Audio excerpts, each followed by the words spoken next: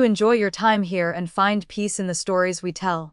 If you liked the story, don't forget to like, comment, and subscribe to support the channel. The February spring breeze still carried a bone, chilling cold that slipped through layers of clothing, making one shiver. I tightened the plain cloak around me, my hand clutching the thin medical diagnosis paper. My fingertips turned white from gripping it so hard, but inside my heart was burning hot as if on fire. Congratulations, madam. Your pulse indicates twins. The words of the old physician at Huichin Hall still echoed in my ears. 5 years. Married into the Shen family for a full 5 years, I had drunk countless bowls of nauseating fertility medicine and endured countless cold glares and sarcastic remarks from my mother-in-law. Now, finally, the suffering had ended and the clouds had parted to reveal the bright moon.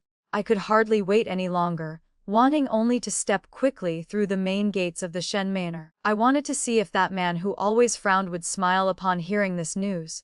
Just as I stepped into the main hall, my footsteps suddenly froze. The hall was not empty, nor was it as cold as I had imagined. My husband, Julian Shen, was standing beneath the painting of winter plum blossoms braving the snow. His back turned to me. Standing beside him was a woman wearing a long gray brocade dress, her figure graceful and slender. A gold hairpin in her hair swayed gently with her movements, drawing a dazzling streak of light in the dim hall. The two were leaning very close to each other. Julian was bowing his head saying something, his tone so gentle that I had never heard it before. Julian. I called out, my voice calmer than I had predicted myself. Julian's body went stiff, and he slowly turned around. When he saw it was me, the tenderness on his face instantly vanished, replaced by the familiar coldness and impatience. You are back, he said indifferently, his gaze sweeping over my somewhat thin figure without pausing for a single second. Just as well, I have something to say to you. The woman standing beside him also turned around, revealing a charming and moving face. It was Victoria Liu, the daughter of the current prime minister and a famous talented woman in the capital. She looked at me, the corners of her mouth holding a faint smile, her eyes carrying the pity of a superior looking down. Madam Shen. Victoria nodded slightly as a greeting, but did not bow. I ignored her and walked straight up to Julian, hiding the medical diagnosis deep in my sleeve.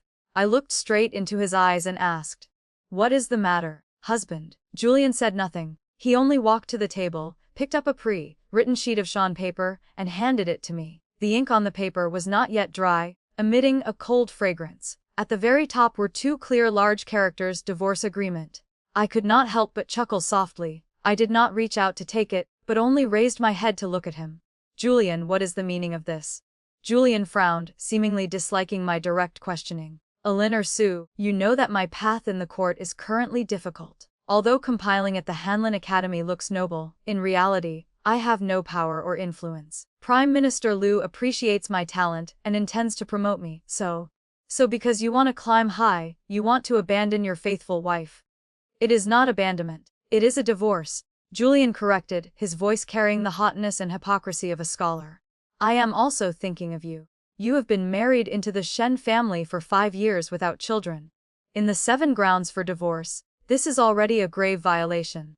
If I were to write a letter of repudiation, how would you live with dignity later? A divorce is the last bit of face I am saving for you. No children. I caressed the medical paper in my sleeve, feeling only extreme irony in my heart.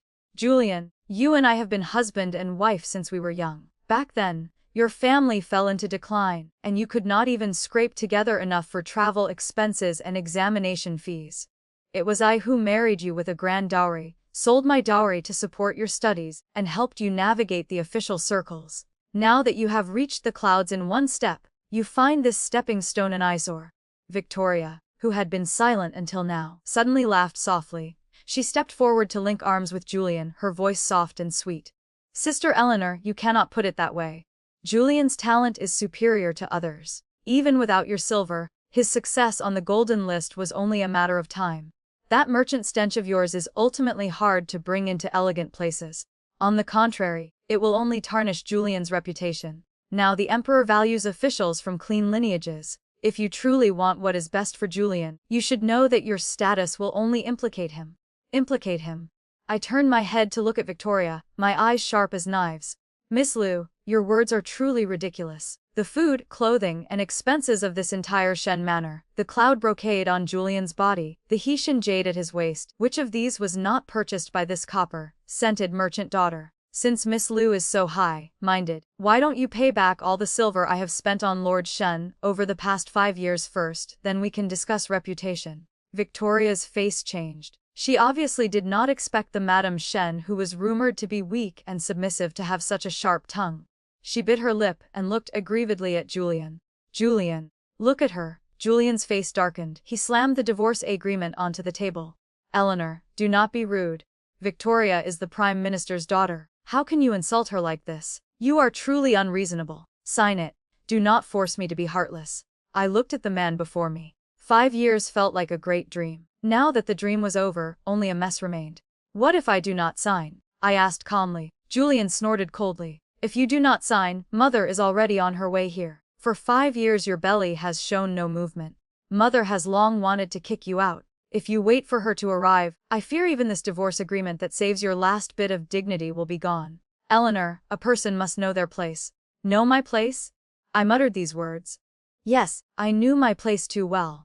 I knew my place so well that to preserve his scholar's pride, every time I gave him money, I had to say it came from pawning things. I knew my place so well that to keep him from being distracted, I managed this huge household alone and even endured his mother's nitpicking.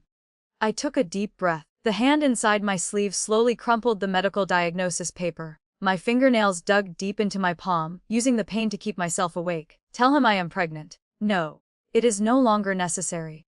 If he knew I was carrying twins, these children would only be taken from the mother to be raised by the father, becoming legitimate children under Victoria's name, while I would still not escape the fate of being cast out. My children do not need such a profit-seeking and ungrateful father. Fine. I unclenched my fist, the corners of my mouth curving into a very faint smile. Julian, I will sign this. Julian seemed surprised that I gave up so quickly. A flash of astonishment crossed his eyes, followed immediately by relief. It is best that you can think it through. Do not blame me. The world is just like this. I only want to seek a future for the Shen family. However, I changed the subject, my gaze sweeping over every blade of grass and tree in this hall. Since we are cutting ties, let us cut them cleanly. For the past 5 years, the silver from the Su family that I poured into the Shen family, I can overlook, but the dowry shops my mother left me and the assets under my name, I want to take them all away. That is only natural. Victoria snatched the conversation, opening her mouth first to appear generous. What does the Prime Minister's estate lack? Who covets your few tattered shops? But Julian frowned slightly, his eyes dodging a bit. Eleanor, haven't those shops of yours been transferred recently? The cash is also. I sneered in my heart. It seemed he had long guarded against this day. Those core properties of mine had indeed been adjusted for convenient turnover, but in his eyes, they likely remained only as empty shells. I am talking about the seals and account books under my name. I stared at him. As for the current cash, you can take it to fill your holes, or take it to flatter Prime Minister Lu. I, Eleanor, will consider it charity to a dog. But if a single item my mother left me is missing, I will go beat the Dengwen drum and sue you, Julian, for marriage fraud and seizing my property. Julian's face turned green. His finger pointing at me trembled. Truly, women and villains are hard to raise. Fine, I will return them to you. I will return them all to you. Take your things and get out. I walked to the table, picked up the brush, and looked at the divorce agreement. Julian, Victoria, I will remember the humiliation of today.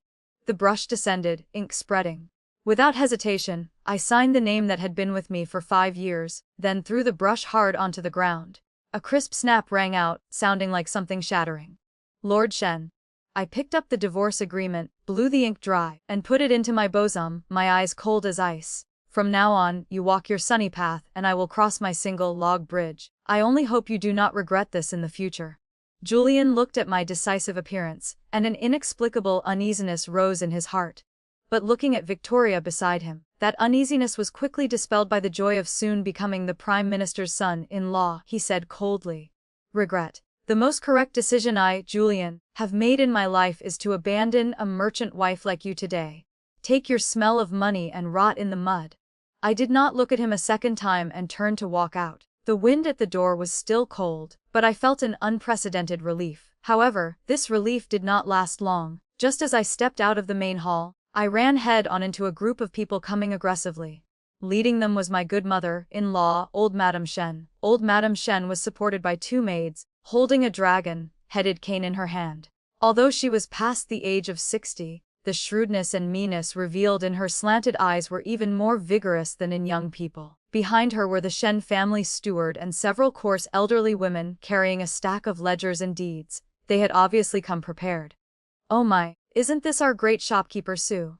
Old Madame Shen opened her mouth to mock, her voice sounding like a rusty saw cutting into wood, making one's eardrums ache. "Signing the papers and leaving already.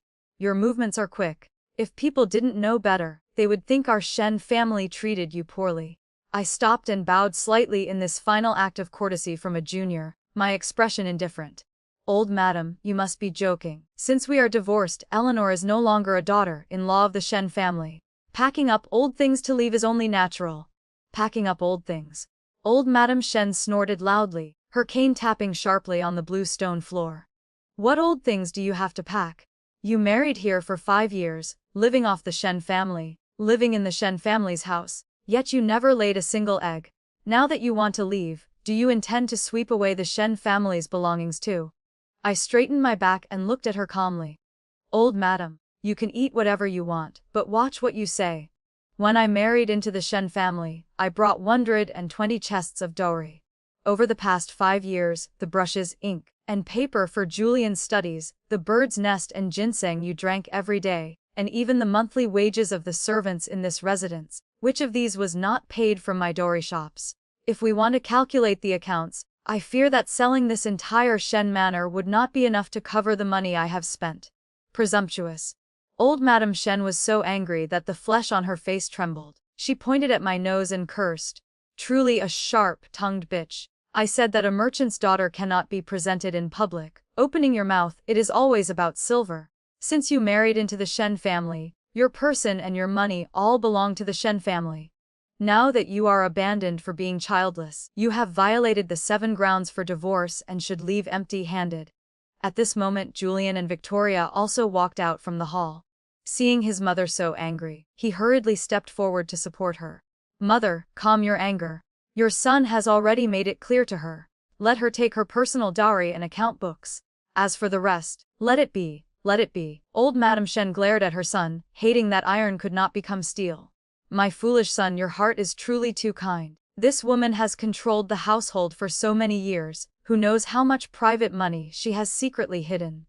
Now that Victoria is about to enter the door, our Shen family needs money to renovate the residence and send betrothal gifts. How can we let this hen that cannot lay eggs take advantage of us?" Victoria covered her mouth and laughed softly beside them, her eyes shifting. Old Madam need not be angry. Although Victoria is untalented, the Prime Minister's estate has some foundation. Victoria can still afford the money to renovate this residence. It is just that since Sister Eleanor wants to leave, these accounts should indeed be calculated clearly to avoid rumors spreading later that our Shen family bullied a helpless woman. Singing the same tune, they cooperated quite well. I looked at this greedy family and felt only amusement in my heart. The little bit of private money they were staring at was nothing more than a single hair from 9 oxen that I had intentionally revealed. My true core assets had long been transferred to Jiangnan through the Hutong Bank. "Since the old madam wants to calculate, then let us calculate," I said indifferently. "I just wonder what the old madam plans to give me." Old Madame Shen winked at the steward. The steward hurriedly stepped forward, pulled out a yellowed land deed from the pile of documents, and handed it to me. "Eleanor." Old Madame Shen changed to a tone of charity, lifting her chin. "Do not say that our Shen family is unkind. Land in this capital is worth an inch of gold. It is not easy for an abandoned woman like you to settle down. This piece of land is an ancestral property left by the old master years ago, about 100 acres. Our Shen family considers old sentiments. We give you this land as compensation for your hard work over the past 5 years. I glanced at the location on the deed. Northern suburbs Reed Marsh. I could not help but raise an eyebrow.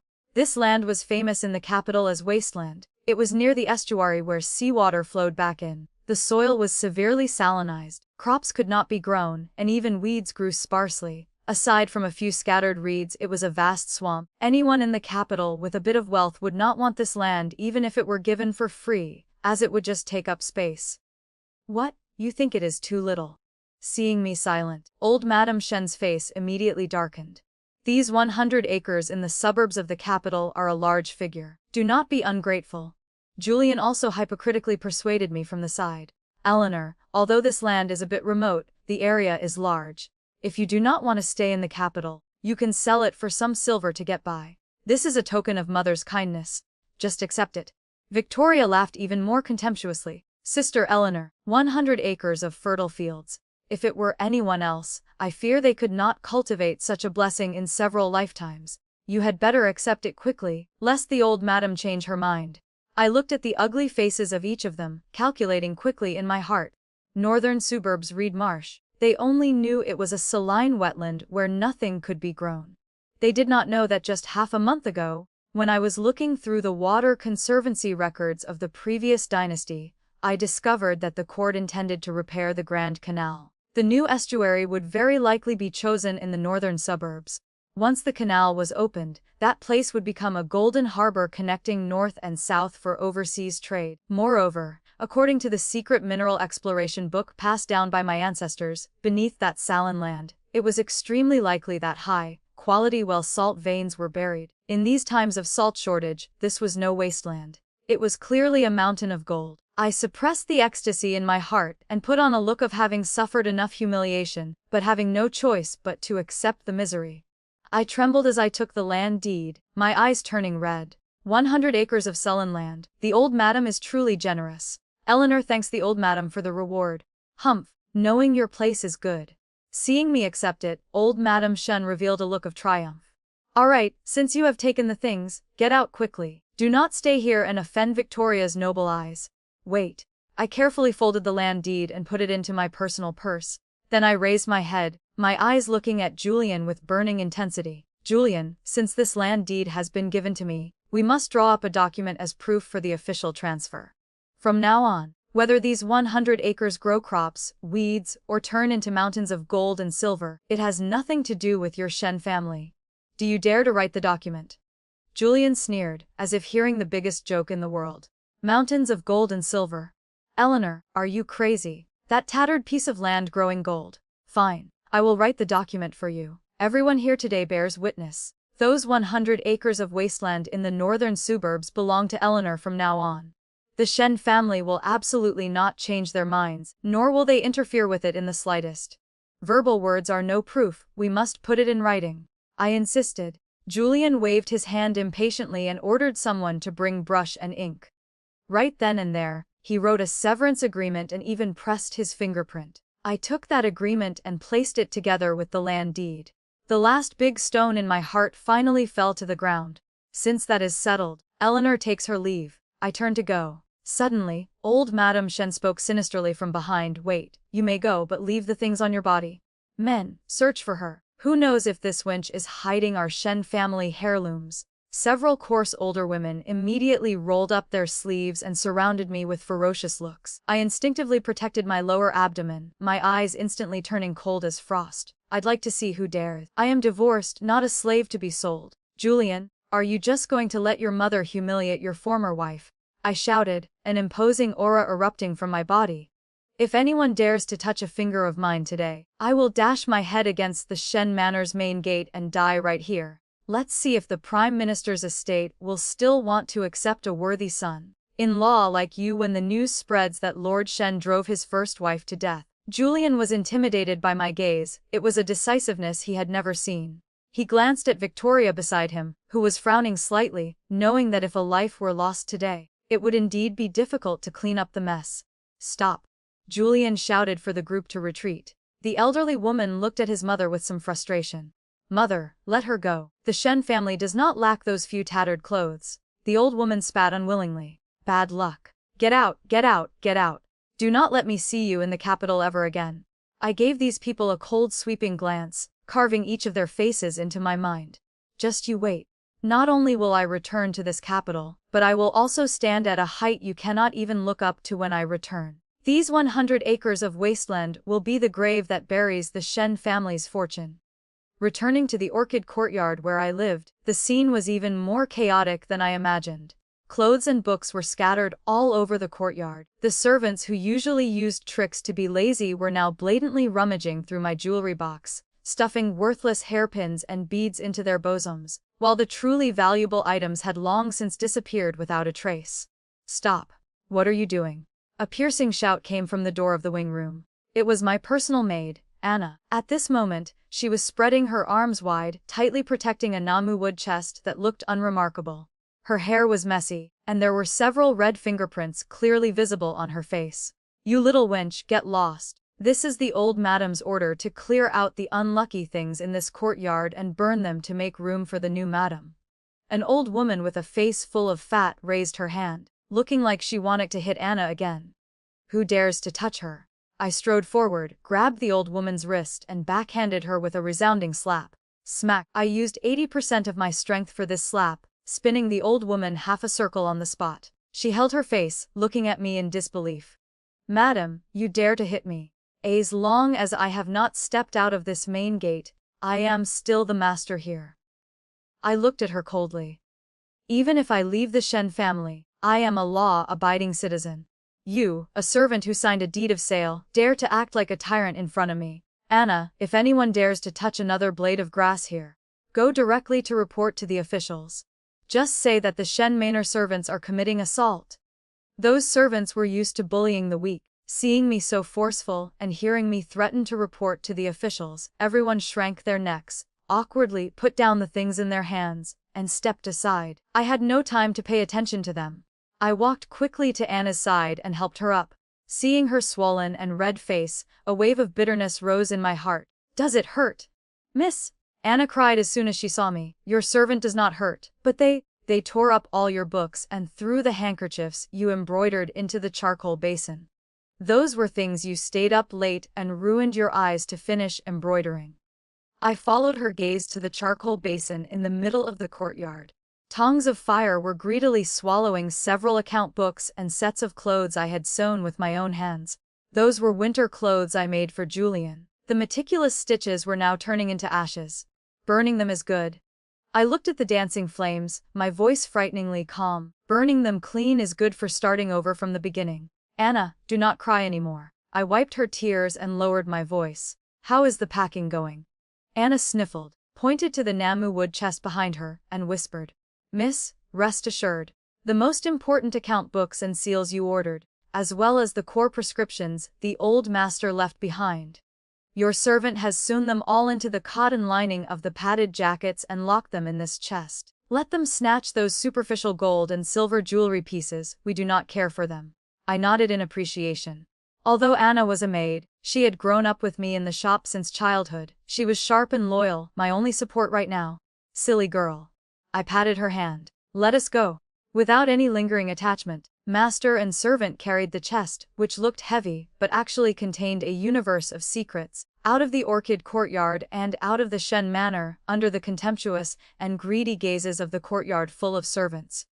The heavy gate of the Shen manor slammed shut behind me, making a dull thud. I did not turn back. I only felt that the sound had severed my past life from the present. Hiring an inconspicuous carriage with blue curtains, we went straight to the Tongzhou pier. As the carriage bumped along, I leaned against the carriage wall, my hand gently caressing my still flat lower abdomen, where two small lives were being nurtured. They came at the wrong time, but also at the most necessary time. "Miss, where are we going?" Anna placed a soft pillow for me and asked carefully. "Back to the old home in Jiangnan." "Yes, back to Jiangnan." I closed my eyes, the prosperous scene of the Su family from years ago appearing in my mind. 5 years ago, my father passed away, and the clan members fought over the inheritance. To preserve the family business, I had no choice but to bring a huge dowry and marry far away into the capital, seeking the Shen family's protection. But looking at it today, relying on mountains, the mountains crumble, relying on people, the people run. In this world, the only things one can rely on are the power and silver in one's own hands. Anna was a little worried. "We do not have much cash left on hand. This journey south requires nursing your pregnancy. Silver is not a problem." I opened my eyes, took out the land deed for the northern suburbs Reed Marsh from my bosom, and the corners of my mouth curled into a cold smile. "Anna, do you believe it? Once this piece of paper reaches Jiangnan, it can be exchanged for a fortune." Although Anna did not understand, looking at my certain gaze, she nodded vigorously. I believe. Whatever Miss says, your servant believes. The old master also praised Mrs. ability in business. When the carriage arrived at the Tongzhou pier, the sky was already late. Sunset fell, the setting sun red as blood flowing over the surface of the vast canal, the waves glistening. A merchant ship flying a flag with the character Sus had been waiting for a long time. That was the ship of the Su family's old subordinates, a retreat I had secretly contacted half a month ago, when I noticed Julian's unusual behavior. The ship owner was a man over 50 named Uncle Chen, who had received great kindness from my father. Seeing me arrive, he hurriedly lowered the gangplank to welcome me. Eldest miss, you have arrived. The cabins have all been tidied up. Although the cabin was windproof and warm, I nodded. Sorry to trouble you, Uncle Chen. Supported by Anna, I stepped onto the bow. To the melodious chanting of the boatmen, the merchant ship slowly left the shore. I stood at the bow, letting the river wind mess up my hair, watching the outline of the capital gradually recede, watching the Shen manor that had swallowed 5 years of my youth turn into a black dot in my vision. Julian, Victoria, old Madame Shen, you probably think that once Eleanor is gone, I will be a bereaved dog, starving to death on the streets or remarrying and living a meager life. You are probably raising your glasses in joy, celebrating driving away this eyesore of a merchant daughter. I caressed my belly and whispered softly, my voice carried far away by the river wind. Children, remember this. Today we were driven out, but in the future, we will make this capital use an 8-bearer sedan chair to invite us back. Mother will take back everything that belongs to us. Not just that little dowry. I want the merchant bloodline of this world to bear the surname Su. The last ray of sunset disappeared on the horizon, and night fell. The river water surged eastward, just like the ambition swirling in my heart at this moment. This time, I will no longer be a vine relying on a big tree. I want to be that sky-piercing tree that holds the universe. Uncle Chen, weigh anchor. Full speed south. Alright, weigh anchor. The ship's hull tore open the water surface, stirring up white foam, carrying me and the nightmare of the Shen family away, running towards that prosperous Jiangnan filled with infinite possibilities. And my road to revenge had just begun. 5 years of time was nothing more than a snap of the fingers, yet enough for the world of the capital to change its colors. On the capital's pier, human voices were buzzing. Today was the day the court held the Imperial Merchant Conference. Wealthy merchants from all over gathered, and even the coolies on the pier were much busier than usual. A peeling carriage with a somewhat shabby appearance stopped in a corner. The curtain was lifted, revealing a somewhat haggard and anxious face. It was the current vice director of the Ministry of Revenue, Julian. Are they not here yet? Didn't they say they would dock at the 3rd quarter of the hour of the dragon? Julian frowned, impatiently urging the servant boy beside him. The one coming this time is the grand owner of Su's splendid silks, whom even the Jiangnan Manufacturing Bureau has to treat with respect. If we delay them, what will the Shen family use to cover this year's losses? The servant boy wiped the sweat from his forehead and said nervously, Master, this lowly one has already asked around. That proprietor Su's fleet is too large and the draft is deep. They have to wait for the tide to rise before they can dock. Please wait a little longer. Hearing this, Julian's face became even gloomier. Victoria beside him had long lost the brightness of 5 years ago. Although she still wore famous silks, the material was of an old style, and the gold hairpin in her hair was somewhat dim. She held a handkerchief over her nose and mouth, looking disgustedly at the coolies dripping with sweat shuttling back and forth on the pier, and complained. Julian, must we come in person?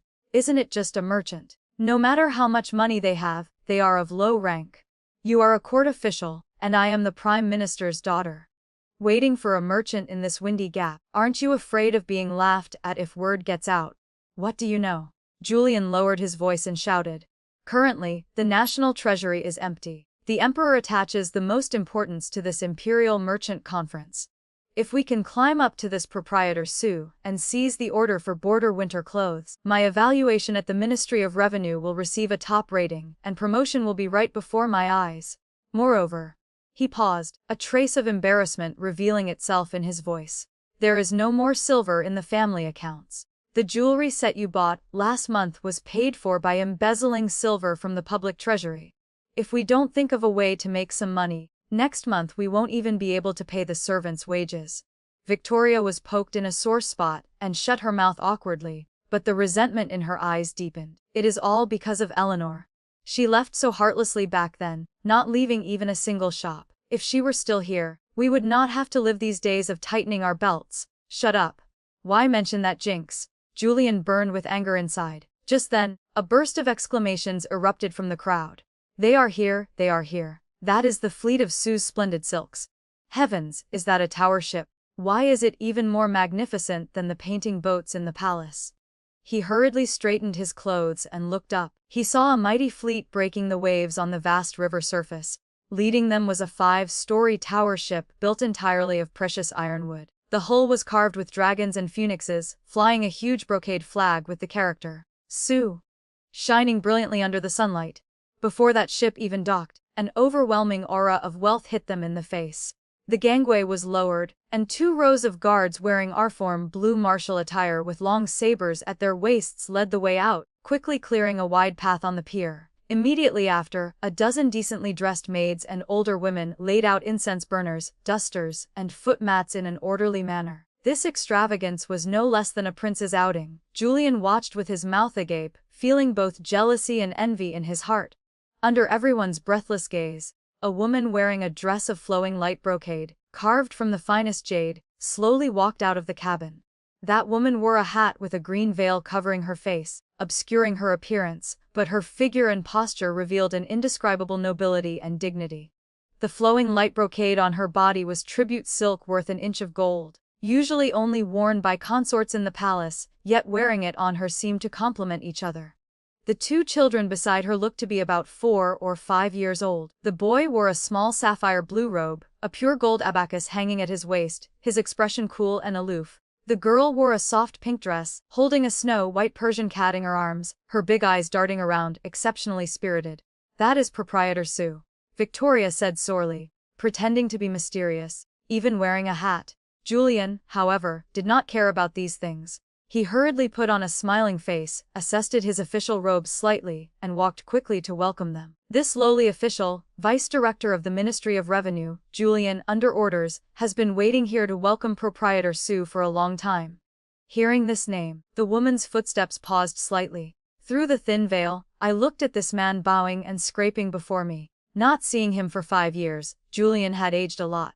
Calculation and fatigue were hidden in the wrinkles at the corners of his eyes. He no longer had the appearance of the aloof and noble scholar from back then. Lord Shen. I opened my mouth. My voice, intentionally lowered, revealed a cold distance. I have heard of her great name for a long time. Julian was stunned for a moment, feeling the voice was somewhat familiar, but he could not recall where he had heard it. He hurriedly clasped his hands and said, I dare not, I dare not. Proprietor Sue has been tired from the journey. This lowly official has prepared a meager banquet at the Gathering Sages Tower to welcome you. No need. I refused indifferently. I brought my children to the capital this time only to settle down, not to socialize. As for the matters of the Imperial Merchant Conference, my great shopkeeper will naturally interact with Lord Shen. Having said that, I led the children, intending to step onto the luxurious carriage prepared. Proprietor Sue, please slow down. Seeing I wanted to leave, Julian got anxious and hurriedly stepped forward, wanting to stop me. Hey, this is the Emperor's decree. This lowly official is also. Before he could get close, a guard beside me drew his saber halfway with a shoing sound. The cold light shimmered, scaring Julian into retreating repeatedly, almost falling to the ground. Presumptuous. I am a court official. Julian turned angry from embarrassment. Lord Shen, have some self-respect. I stopped and tilted my head slightly. My guards only recognize silver, not officials. If they hurt your lordship, compensating a little money for medicine is a small matter. But if it delays your audience with the Holy One tomorrow, can you shoulder the responsibility, Lord Shen? Julian choked until his face turned red, but he truly dared not act rashly again. At this moment my little daughter Pearl Sue, who had been walking obediently beside me, suddenly spoke up crisply. She pointed at Julian and tilted her head to ask me, Mother, why is this uncle dressed so shabbily? Look, the edges of his sleeves are worn out. The words of a child carry no taboos, and the sound seemed exceptionally clear on the quiet pier. A wave of whispering and suppressed laughter immediately came from the surroundings.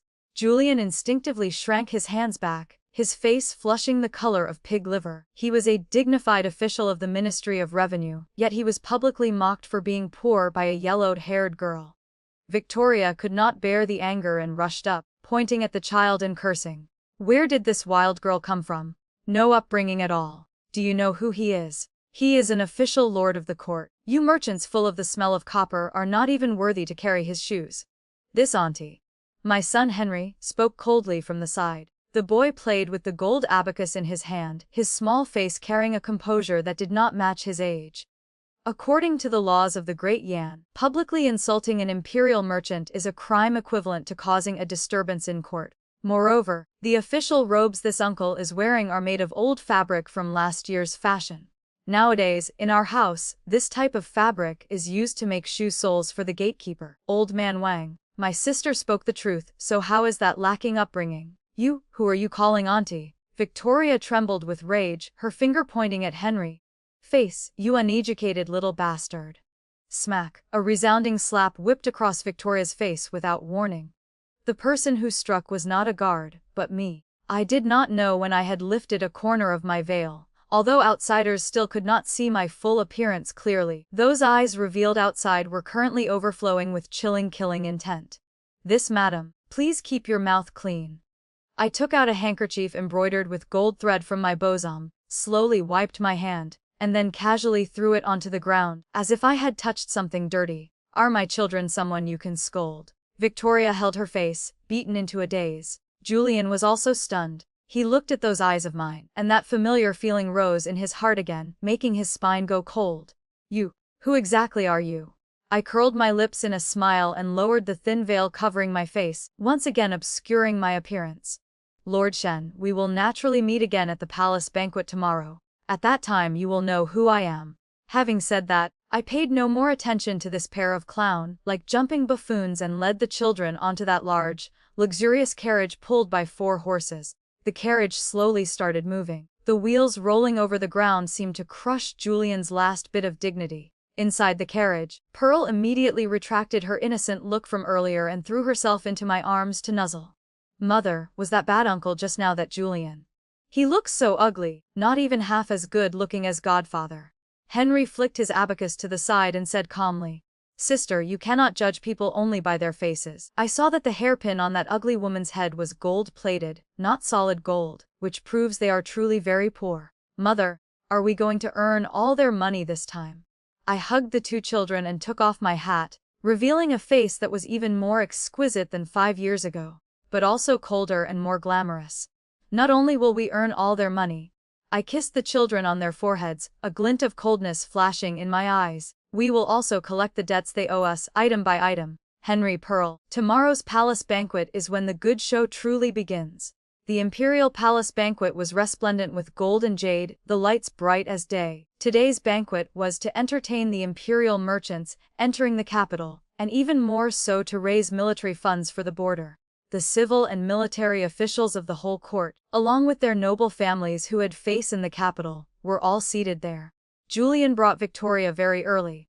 Because his official rank was not high, their seats were arranged in a remote corner near the entrance of the main hall. This place was windy and extremely far from the imperial presence. One could not even see the emperor's face clearly. Victoria had intentionally dressed up today, wearing a set of ruby jewelry she had bought by pawning her assets, intending to find some face in this arena of fame and profit. But when she saw the first-ranked titled ladies around her, wearing thousands of taels worth of tribute satin and top-quality jade, that pitiful little vanity of hers was instantly smashed to pieces.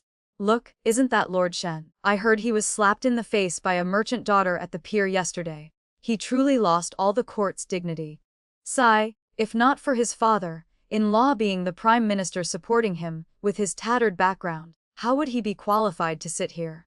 The whispering discussions around them drilled into Julian's ears, making him feel like he was sitting on pins and needles. He picked up his wine cup and drank a mouthful to hide his embarrassment, but in his heart, he was secretly swearing a poisonous oath. Once he seized the Imperial Merchant Order and got promoted, he would definitely make these women with loose tongues shut up. Just then, the high-pitched announcement of a eunuch came from the entrance of the main hall. His Highness the Prince Regent has arrived. The owner of Su's Splendid Silks, Madame Su Jin, has arrived. These 2 names rang out at the same time, instantly silencing the noisy main hall. Everyone's eyes turned in unison towards the door. They saw Prince Regent Lucas Xiao wearing a black python robe, his figure upright as a pine tree, his countenance cold, his whole body radiating a pressure that made people dare not look straight at him. And walking half a step beside him was that mysterious proprietor Sue from yesterday. Today she did not wear a hat. When that face clearly appeared under the lights, the wine cup in Julian's hand fell to the ground with a clang. Wine splashed all over him. Yet he was completely unaware. That was a face he was familiar with to his very bones, yet so strange that he dared not recognize her. Eyebrows like distant mountains, eyes like cold stars, skin whiter than snow. It was still that Eleanor, but no longer the faithful wife who spent all day around the stove with a bare face facing the sky. She wore a long dress of purple, gold-embroidered leaves. The hem of the dress was embroidered with blooming peonies using gold thread, every stitch seemed to flow. Her hair was piled high, adorned with a nine-tailed phoenix hairpin spreading its wings to fly. Her lips were painted crimson. Her whole being was shockingly beautiful, carrying a domineering aura that looked down on the world. Eleanor. Eleanor. Julian's lips trembled, and he almost squeezed these two words out of his throat. Victoria was even more scared, her face turning pale as she tightly clutched her handkerchief. Impossible. This is impossible. Didn't that bitch go to Jiangnan to beg for food? How could she be the owner of Sue's splendid silks? How could she be walking together with the Prince Regent? In the shocked gaze of the whole venue, Lucas Xiao turned slightly and made a gesture of invitation, his posture surprisingly carrying a few parts of protection and respect. Eleanor, which is me, nodded slightly, and with a calm expression, walked side by side with him into the main hall. The position we were going to was not the windy corner, but the honorable seat on the left, second only to the Emperor's seat. As I passed by Julian's table, my footsteps paused slightly, and my gaze swept over him indifferently. That look held no resentment, no anger, only indifference, like looking at an ant on the roadside. Julian instinctively wanted to stand up and call me, but was pinned to his seat by a cold gaze from Lucas Xiao. That was the absolute suppression of a superior towards an inferior, making him unable to move.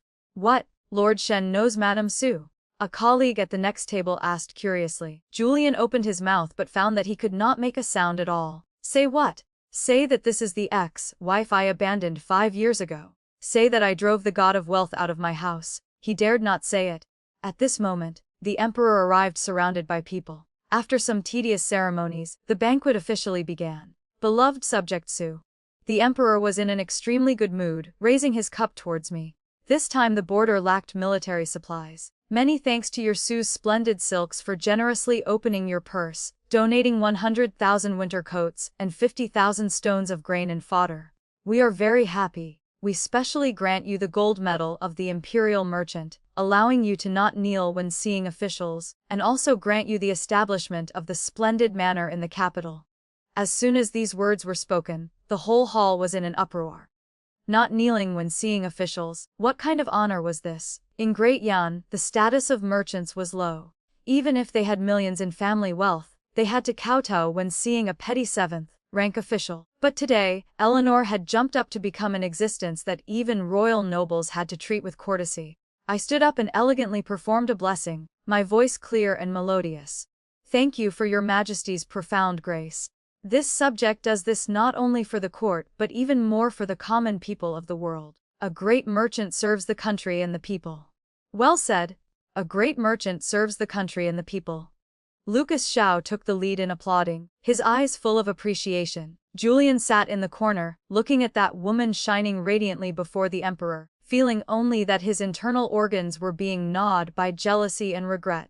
That was his wife. All this glory should have belonged to the Shen family. Julian. Victoria whispered in his ear with a trembling voice. She really is Eleanor. Look at those 2 children she brought with her. Julian only now noticed the 2 jade-carved children sitting beside me. They were obediently eating pastries. Every gesture revealed good upbringing. Especially that boy, when he looked up, those eyebrows and eyes were simply a miniature version of Julian. That is my child. Julian's head exploded with a boom. When she left 5 years ago, was she already pregnant? If that was the case, they were twins. The Shen family had passed down a single line for generations. He dreamed of having a son, but Victoria's belly had shown no movement this year. Now 2 children flowing with his blood were sitting on the high platform, calling another man godfather. The huge shock caused Julian to lose his reason. After 3 rounds of wine, the singing and dancing paused slightly. Borrowing the courage of alcohol, Julian actually stood up unsteadily, disregarding etiquette, and walked quickly towards the center of the main hall. "Your Majesty, this humble official has something to say." This abrupt shout interrupted the sound of silk and bamboo instruments in the hall. The emperor frowned slightly, somewhat displeased. "Beloved subject Shen, what is the matter?" Julian knelt on the ground, raised his head, and stared tightly at me, his voice hoarse and agitated. "Your Majesty, this Madame Su is actually this humble official's first wife who was lost 5 years ago. The 2 children beside her are even more the flesh and blood of this humble official. I beg your Majesty to make the decision for a family reunion for this humble official." The main hall was instantly dead silent. Everyone's eyes swept back and forth between me and Julian. Ex-husband, first wife, this is a huge melon to swallow. Lucas Xiao slammed the wine cup in his hand onto the table, making a crisp sound. His eyes were filled with killing intent. I, however, gently pressed down on Lucas Xiao's hand, signaling him not to be angry. I slowly stood up, looking down from above at Julian, who was kneeling on the ground in a wretched state. The corners of my mouth curled into a mocking smile. Is Lord Shen drunk? 5 years ago, Lord Shen took a divorce agreement, used the excuse of having no children and being unworthy of a merchant daughter, and drove me out of the house. Black ink on white paper. Why, seeing that I am wealthy now, I have become your lost first wife again. No, no. Julian hurriedly defended himself. Back then there was a misunderstanding. Eleanor, I know you hate me, but the children are innocent. They are the Shen family's flesh and blood. How can they wander outside? The Shen family's flesh and blood. I laughed softly. I took out the divorce agreement from that year, which had long yellowed but was perfectly preserved by me, from my sleeve and unfolded it in front of everyone. Lord Shen, look clearly. It is written plainly on here from now on, men marry and women wed, each walking their own path with no relation whatsoever. Moreover, I paused, my gaze sweeping like a blade across Victoria's pale face. That year, in order to clear the place for the new person, old Madame Shen burned down even the courtyard I used to live in. If I did not have a great fate, these 2 children would have long turned into a pool of unjust blood. Now you talk to me about blood relations. Are you worthy? Henry, who had been silent all along, suddenly jumped off his chair and walked up to Julian.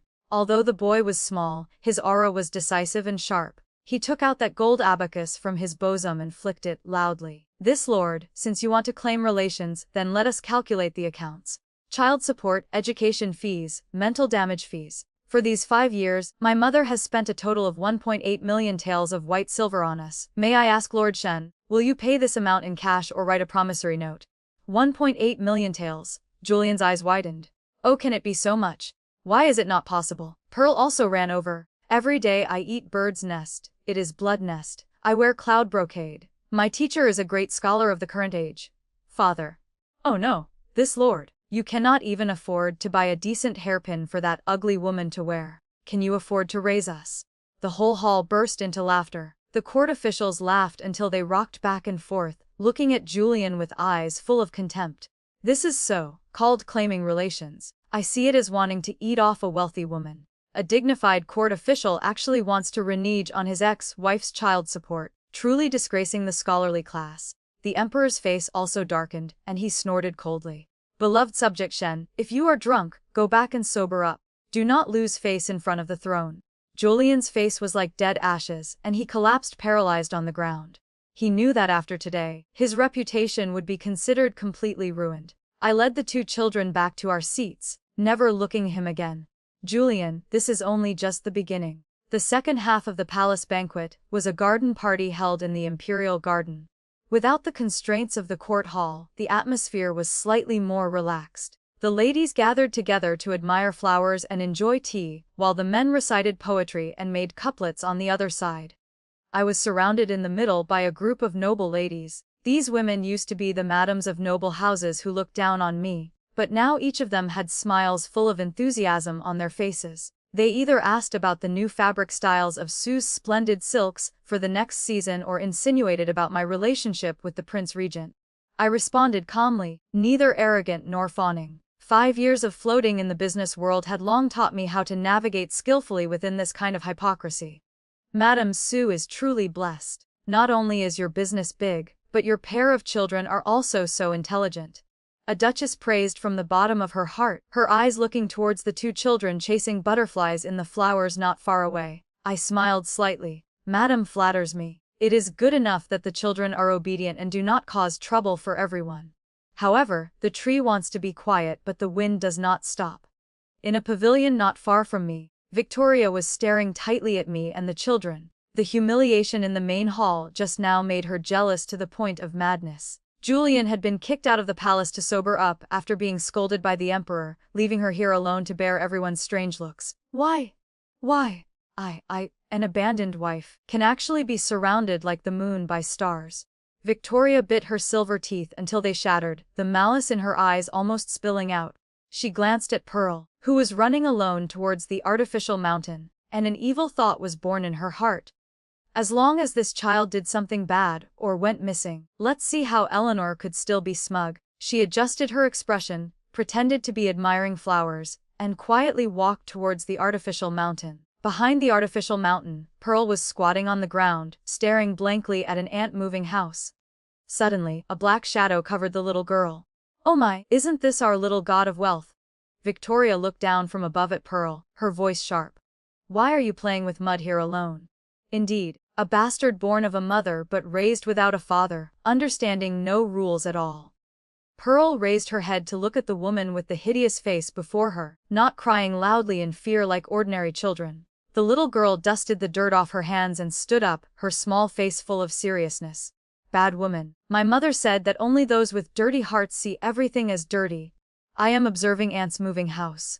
This is investigating things to extend knowledge, not playing with mud.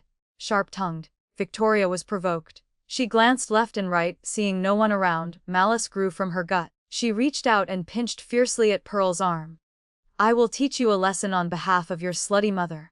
However, before her hand could even touch Pearl, the back of her hand was hit hard by a stone that flew from who knows where. Ouch! Victoria cried out in pain. The back of her hand instantly swelled up into a red patch. Ooh, who dares to hit me? She turned her head in panic, only to see Henry sitting on a tall osmanthus tree, tossing a few stones in his hand, looking at her with cold eyes. Auntie Liu, what kind of skill is bullying children? I see your face has not been beaten enough yet, has it, brother? Pearl waved her hand happily. Victoria turned angry from embarrassment. Good, you two little bastards are ganging up to plot against me. See if I don't. You try moving a little more. Henry jumped down from the tree, blocking in front of his sister. Although he was small in stature, the stubbornness about him made Victoria feel fear in her heart.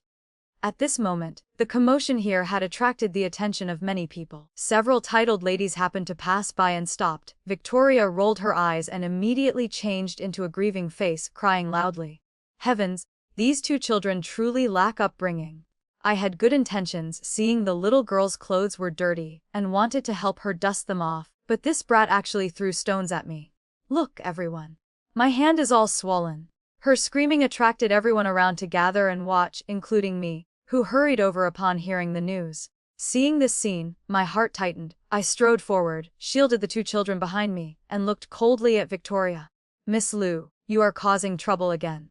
Eleanor, look at the good child you raised. Victoria held up her red and swollen hand, crying like a pear blossom bathed in rain. Assaulting and injuring someone in the palace. If word of this gets out, is there no law left? The surrounding crowd whispered amongst themselves. Some people, unclear of the truth, looked at Victoria's hand and felt the child was indeed a bit excessive. Mother, it is not like that. Pearl tugged at my sleeve, her eyes rimmed with red, but she tried hard not to cry. This bad woman called us bastards born of a mother but raised without a father. She even wanted to pinch me. Brother only acted to protect me. You are speaking nonsense. You are so young, how did you learn to lie like this? Victoria flatly denied it. Whether it is a lie or not, won't we know if we examine it? Henry spoke calmly. The boy walked up to Victoria and pointed at her swollen hand. You said I used a stone to hit you. May I ask from which direction I threw it? Oh, of course, it was from the front, Victoria said instinctively. Liar. Henry laughed coldly.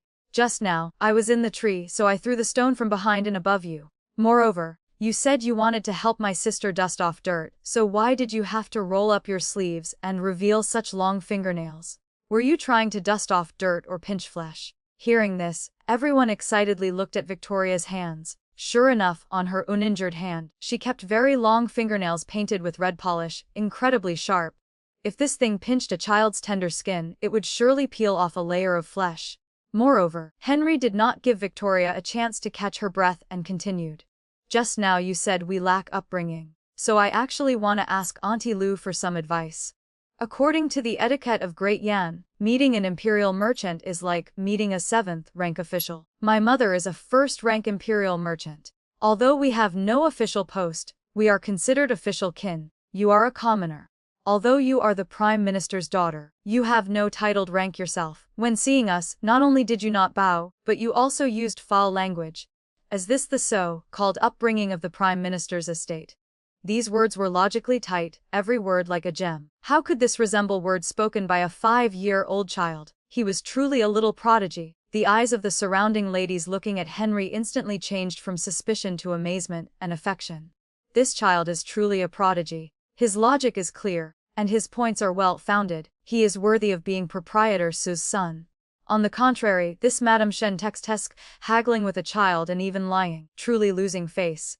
Victoria was rendered speechless. Her face turned pale then green. She did not expect these two children to be so difficult to deal with. I looked at my son protecting his sister, feeling both happy and heartbroken. I stepped forward, gently rubbed Henry's head, then turned around, looking at Victoria with eyes as cold as ice.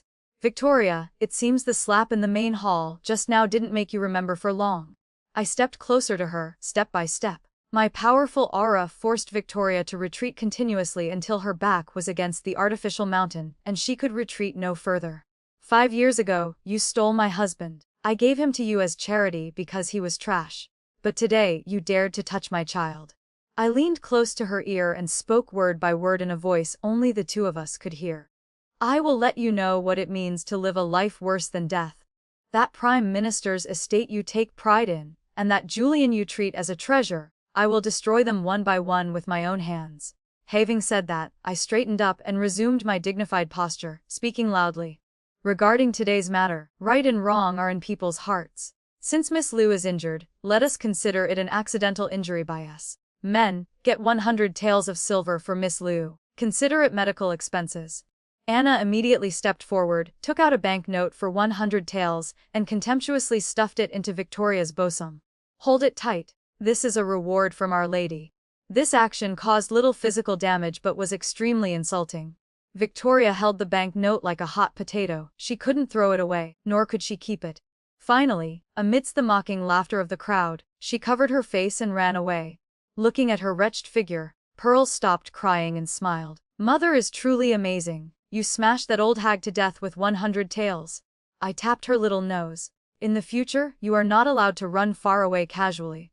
However, the stone Henry threw just now was very accurate. Mother will have a reward for you when we return. Henry lifted his chin coolly. That is natural. Look whose son I am. I held the two children tightly, casting my gaze toward the high walls of the deep palace in the distance. Shen family, Liu family. Next, we should discuss business. Julian, is that account book of the Ministry of Revenue's deficit ready to welcome my judgment? Since the farewell at the palace banquet, Julian's days had become increasingly difficult. The Minister of Revenue had issued a death order within 3 days. He must gather 5,000 bolts of top-quality cloud mist silk to present as tribute to the Northern Barbarian diplomatic mission. This type of cloud mist silk was a specialty of Jiangnan. The craftsmanship was complex, and an inch of silk was worth an inch of gold. In previous years, several major imperial merchants shared the burden. But this year was truly strange. All the fabric shops in the capital seemed to have negotiated with each other. Overnight, this cloud mist silk was completely out of stock. Julian ran until his legs broke, but the answer he received was only one. Lord Shen, all these goods have been bought up by Su's Splendid Silks. Su's Splendid Silks, again Su's Splendid Silks. I knew he would come. At this moment, I was sitting in a private room on the top floor of Su's Splendid Silks, holding a cup of Rain Longjing tea in my hand, watching the noisy and bustling street downstairs. Anna was peeling grapes for me at the side, the corner of her mouth hanging with a smile of schadenfreude. Miss, Lord Shen has been sitting in the lobby downstairs for 2 hours. Ha, our waiter said he has refilled his tea 5 times, but he still hasn't left, saying he must meet you once. Let him wait. I gently blew away the tea foam, my expression indifferent. Doing business requires an order of arrival. Let him look carefully in the lobby at how prosperous my Sioux family's business is now. After another hour passed, when the sun was leaning towards the west, I slowly ordered Anna. Let him come up. When Julian pushed the door open and entered, his whole body was full of fatigue and wretchedness. The official robes he took pride in were stained with quite a bit of dust, and the hair bun that was usually combed meticulously was also a bit loose. Seeing me sitting gracefully and luxuriously on the grand chair, the emotions in his eyes were extremely complicated. There was shock, there was jealousy, but even more, there was a kind of humiliation from being forced into a dead end. Proprietor Sue puts on quite a big air. Julian gritted his teeth and opened his mouth, his voice a bit hoarse. I put down the teacup, raised my eyes to look at him, not getting up to welcome him, and just said lightly, "Lord Shen must be joking. My Sue's splendid silks has a cash flow of tens of thousands of taels every day. Business is busy, naturally. I cannot compare with Lord Shen, who is at leisure in the government office. I wonder what brings Lord Shen here today with your gracious presence." Julian took a deep breath, seemingly trying hard to suppress his anger. He walked to the seat opposite me, sat down, and went straight to the point. "I want 5,000 bolts of cloud mist silk. I know the stock of the entire capital is in your hands. Name your price." Lord Shen is indeed straightforward. I smiled and extended 3 fingers. "The original price is 100 taels a bolt. Since Lord Shen wants it, then it is 300 taels a bolt. Payment in full cash, absolutely no credit. 300 taels. Julian slammed the table and stood up, his eyes widening. "Eleanor, this is robbery. The market price is only 100 taels. On what basis do you triple it? You are sitting there shouting prices, profiting from a national disaster. Lord Shen, this hat you are putting on me is truly too big." I withdrew my hand, my expression unchanging. Cloud mist silk craftsmanship is hard to come by. This year Jiangnan had a lot of rain, and silkworm production decreased. Rare things are expensive, this is the rule of merchants. Moreover, I am not forcing Lord Shen to buy. Lord Shen can feel free to ask at other houses. If there is any place cheaper than mine, Eleanor will absolutely not stop you. You. Julian was choked speechless. If he could buy it at another house, would he need to come here to suffer this anger? He looked at me, his eyes suddenly softening, and his tone also changed, revealing a deep affection that made people nauseous. "Eleanor, must you treat me like this? I know you still hate me for what I did back then, but this time it is a court mission. If I mess it up, I cannot keep my official hat. We were husband and wife after all. Can't you consider helping me this once? As long as you help me this time, in the future, I will definitely make it up to you." Make it up. I seemed to hear a joke and couldn't help but laugh out loud. How does Lord Shen plan to make it up? By writing another letter of repudiation, or by giving me a few more acres of Salin land? Mentioning this, Julian regretted it until his intestines turned green. He had also recently heard that the court wanted to repair the canal in the northern suburbs. That wasteland had now skyrocketed to a heavenly price. How could he have been so stupid at the start? Throwing away a mountain of gold like trash. "Eleanor, I know I was wrong." Julian actually stood up and walked in front of me, reaching out to pull my sleeve. "Actually, for these past few years I have never forgotten you. Victoria, although she comes from a high family, her temper is arrogant, and she simply doesn't know how to be considerate of others. Only you truly understand me. As long as you agree to hand this batch of silk to me, and help me pass this difficulty, I can divorce Victoria, and welcome you through the door again. This time I will let you be a co-wife, not a concubine." Looking at that hand reaching out, a cold light flashed in my eyes. I splashed the cup of tea in my hand violently outward. Splash. Hot tea splashed all over Julian. He screamed miserably, holding the back of his hand and retreating repeatedly. "Eleanor, I think it is Lord Shen who is crazy." I stood up, looking down at him from above, my voice cold to the bone. "Julian, you treat me too cheaply. Why, in your eyes, is Eleanor an object that comes when you wave and goes when you shoo? When you needed money, I was a stepping stone. When you needed power, I was a stumbling block. Now that you need political achievements, I have become your virtuous internal helper again." I pressed closer to him step by step, my eyes like knives. "Let me tell you, this belated deep affection is even more despicable than grass. Do not speak of being a main wife. Even if you, Julian, knelt down to carry my shoes, I would disdain it for dirtying my shoes. You..." Julian's face turned red, both ashamed and angry. Eleanor, do not refuse a toast only to drink a forfeit. I am a court official. If you delay the court's mission, I will submit a memorial to impeach you, punishing you for the crime of hoarding and cornering the market. Then you go ahead and impeach. I sneered and sat back down on the chair. Eleanor, since I dared to be this imperial merchant, I am not afraid of you checking this batch of cloud mist silk. I have legal import documents and reasonable reasons for the price increase. On the contrary, Lord Shen, if you cannot produce these 5,000 bolts of silk, wait until the northern barbarian diplomatic mission makes things difficult and the emperor sends down blame. Guess whether your head falls first or I go to prison first. Julian shook all over. He knew what I said was the truth. The Prince Regent was currently in power, and Sue's splendid silks was protected by the Prince Regent. He basically could not touch me. Fine. Fine. Julian gritted his teeth, his eyes full of malice.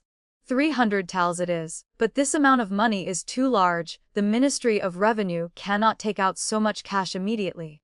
I want to take the goods first and settle the bill in 3 months. Absolutely no credit. I tapped the table, refusing crisply and decisively.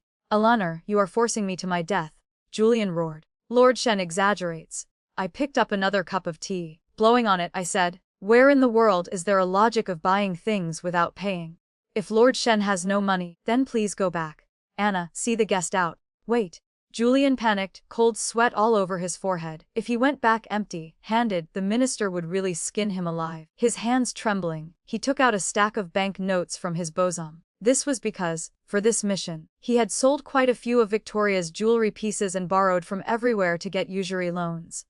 Here is 500,000 taels. Julian's voice was trembling. For the rest, I will use the Shen family's ancestral home as collateral to draw up a document. Within 3 months, I will pay back both principal and interest. I looked at that stack of banknotes, my heart unmoved. 500,000 tals was just a number to the current me, but to the Shen family, this was already touching their bones and tendons. The Shen family ancestral home. I raised an eyebrow. That residence has lacked repair for years. I fear it isn't worth 1 million taels, is it? That is the ancestral home of my Shen family. The location, Julian defended urgently. Moreover, Prime Minister Lu's side will also help me think of a way. Eleanor, just accommodate me this once. I looked at his appearance like a bereaved dog and sneered in my heart. If that old fox Prime Minister Lu was willing to help you, would you need to come begging to me? Fine. I seemingly nodded reluctantly. For the sake of the ancestral home, I will accept this collateral. However, the interest must be calculated at 30%. 30%. Julian looked at the contract that had long been prepared, his hands shaking. 30% interest, this was practically blood-sucking. But he had no choice. He could only close his eyes and sign his name on the piece of paper that could potentially make him bankrupt. The goods are in the back courtyard. Lord Shen, go move them yourself. I put away the contract and waved my hand, like shooing away a fly. Julian took the cup slip and walked out the door like a walking corpse. The moment the door closed, Anna couldn't help but ask, Miss, do you really want to give that cloud mist silk to him? What if he establishes merit and gets promoted this time? Wouldn't he be even harder to deal with in the future? I admired the contract in my hand, looking at Julian's bright red fingerprint on it, the corner of my mouth curling into a smile full of hidden meaning. Establish merit and get promoted. Anna, do you think that cloud mist silk is good stuff? That is old stock from last year. Although it looks glamorous, it will fade as soon as it touches water. The northern barbarians have heavy rain and snow. Tell me, if this batch of silk turns into rags when it reaches the hands of the diplomatic mission. Anna's eyes brightened, and she covered her mouth in shock. Then Lord Shen wouldn't be. That is the crime of deceiving the sovereign. I said coldly, I accepted this 500,000 taels, and I also want that Shen family ancestral home. As for his official hat, it depends on how much ability he has to fill this hole. Outside the window, the wind blew and rain poured before the storm. Julian, this is only the first cut. The matter of Julian embezzling public funds and secretly mortgaging the ancestral home to gather enough money to buy silk ultimately could not be hidden. When the news reached old Madame Shen's ears, she was lying on a brocade couch letting a maid pound her legs. As soon as she heard that those 5,000 bolts of silk actually cost 1.5 million taels, and moreover were bought from my hands, this old woman instantly exploded. What? That cheap woman dared to ask for such a high price. Old Madam Shen kicked over the washing basin and walked wildly on the ground barefoot, disregarding putting on shoes. Rebellion, rebellion. That is our Shen family's money. She, an abandoned wife, on what basis does she take our Shen family's money? Victoria was sitting at the side, worried about having nowhere to vent her anger. Seeing this, she hurriedly added fuel to the fire. Mother, you do not know. That Eleanor is very arrogant now. She lives in the splendid manor granted by the Emperor, 3 times bigger than this tattered house of ours. Not only do they say the floor tiles in her manor are gold bricks, but the longevity locks and silver locks, hanging on the necks of those 2 children are all top quality mutton fat jade. Our Julian had to look at her expression when he went to beg her. This life is truly unlivable. Gold bricks paving the floor. Mutton fat jade. In old Madam Shen's turbid old eyes, a greedy light instantly shot out. That all belongs to our Shen family. If that little bitch hadn't swept away the dowry back then, would our Shen family be so poor? And those 2 children, they are the Shen family's seed. On what basis do they follow her and take the surname Su? Those are my eldest grandsons. That is right, mother. Victoria rolled her eyes. Since they are the Shen family's seed, they should acknowledge their ancestors and return to the clan. As long as we snatch the 2 children back, won't that woman Eleanor obediently hand over the family property? Beg us to accept the splendid manor. Old Madam Shen slapped her thigh. Disregarding that she was still sick, she took down the dragon-headed cane from the wall, which was claimed to be able to beat incompetent rulers above and treacherous ministers below, and aggressively led a group of servants and old women out the door. At this moment, the splendid manor was a scene of peace and harmony. I am leading the 2 children in the garden to trim flowers. Henry held a small pair of scissors, mimicking my movements with a proper posture. Pearl was running and jumping at the side, chasing butterflies, her laughter ringing like silver bells filling the courtyard. Mother, this flower is beautiful. I want to give it to Godfather. Pearl picked a blooming peony, raised her small face and spoke. I was just about to smile and reply when old man Wang, the gatekeeper, ran in panting. Madam, it is not good. Outside, a group of people had arrived, saying the old madam brought people to force their way in, claiming she wanted to take the grandson home. The scissors in my hand went snip, cutting off a blooming branch meant to welcome the grandson. I sneered, put down the scissors, and dusted the dirt off my hands. They came just in time. Henry, Pearl, someone wants to snatch you away. Are you afraid? Henry's small face sank as he shielded his sister behind him. Not afraid. Whoever dares to touch my sister, I will smash their head with my abacus. Pearl also waved her small fist. I have the soft whip Godfather gave me. I want to beat the bad guys too. Good children, I held their hands. Let us go and meet this former mother-in-law of mine. The main gate of the splendid manor was currently in complete chaos. Old Madam Shen was using her cane to bang with all her might on the 2 vermilion gates, cursing non. Stop in the door. Open the door for me. I am the mother-in-law of this manor's owner. I want to see who dares to stop me. Eleanor, that cheap wench, actually dares to lock an elder outside the door. This is great disrespect. She should be drowned in a pig cage. The surroundings were packed with commoners watching the excitement and pointing fingers. With a creak, the main gate slowly opened. Old Madam Shen thought I was afraid and immediately straightened her back, putting on the airs of the matriarch, intending to charge inside. Humph, consider that you know your place. Hurry and bring my legitimate grandson out here for me to see. However, welcoming her was not my kneeling and bowing, but 2 rows of manor guards holding long staffs with cold expressions. They stood orderly at the door like a copper wall and iron bastion, instantly suppressing the ragtag group of servants old Madam Shen had brought. I led the 2 children slowly out from behind the screen wall, standing on the steps and looking down at old Madam Shen below. Old Madam Shen, what play are you acting in? I asked lightly. If you are here as a guest, Splendid Manor welcomes you. But if you are here to show off your power, the sticks and staff in my manor do not have eyes. Eleanor, you ungrateful thing. Seeing my attire and looking at the magnificent golden splendor of the gate tower behind me, old Madam Shen was so jealous her eyes almost turned red. You actually dare to let people block me. I am your elder, the biological grandmother of these 2 children. On what basis do you not let me in? Having said that, her gaze fell upon the 2 children beside me. Henry and Pearl were dressed like children in New Year paintings, carved from the finest jade, beautiful as gems. One look and you could tell they had been pampered since childhood. Especially the longevity locks on their necks, they shone with a soft luster under the sunlight, obviously worth the value of several cities.